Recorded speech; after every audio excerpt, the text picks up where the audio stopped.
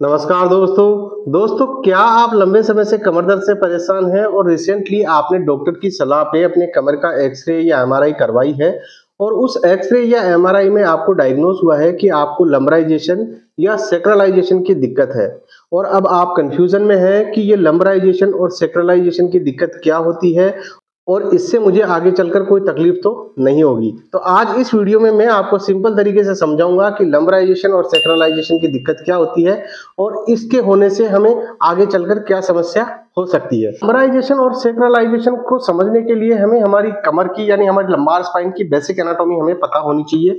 तो हमारी जो लंबार स्पाइन है वो 5 लंबार वर्टेब्रे से मिलकर बनी है, जिनको कि हम L1, L2, L3, L4 और L5 बोलते हैं। और इस लंबार स्पाइन के जस्ट नीचे से स्टार्ट होता है हमारा सेक्रम, और सेक्रम में भी एक्चुअल में 5 वर्टेब्रे होते हैं, जिनको कि हम S1, S2, S3, S4, S5 बोलते हैं। लेकिन ये पांचों जो वर्टेब्रे हैं वो एक तरीके से फ्यूज होते हैं यानी जुड़े होते हैं। इस तरीके से ये जो सेक्रम है वो एक तरीके से एक ही हड्डी होती है।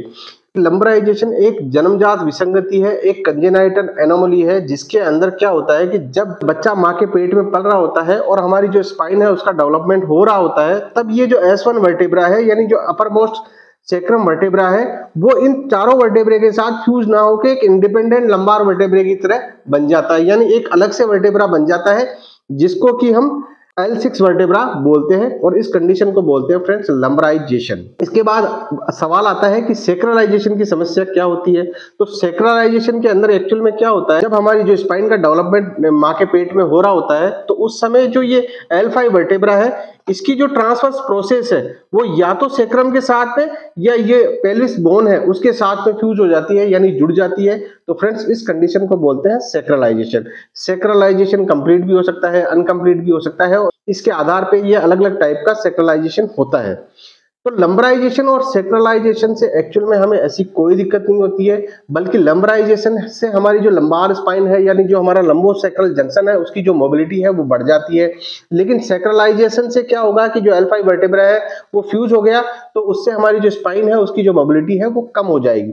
लेकिन इन दोनों ही कंडीशन के साथ में अगर कोई एसोसिएटेड प्रॉब्लम आपको है, यानी अगर कोई आपको डिस्क हर्निएशन है, डिस्क बल्ज की समस्या है और कोई तकलीफ है, तो आपको उसके ऊपर ध्यान देने की जरूरत है।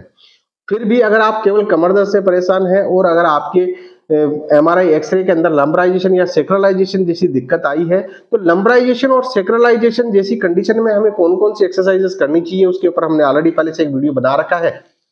लिंक मैंने नीचे डिस्क्रिप्शन बॉक्स में दे रखी है और वो वीडियो इस वीडियो से भी लिंक है, तो आप निश्चित रूप से जाकर उस वीडियो को देख सकते हैं और उन एक्सरसाइजेस को फॉलो कर सकते हैं।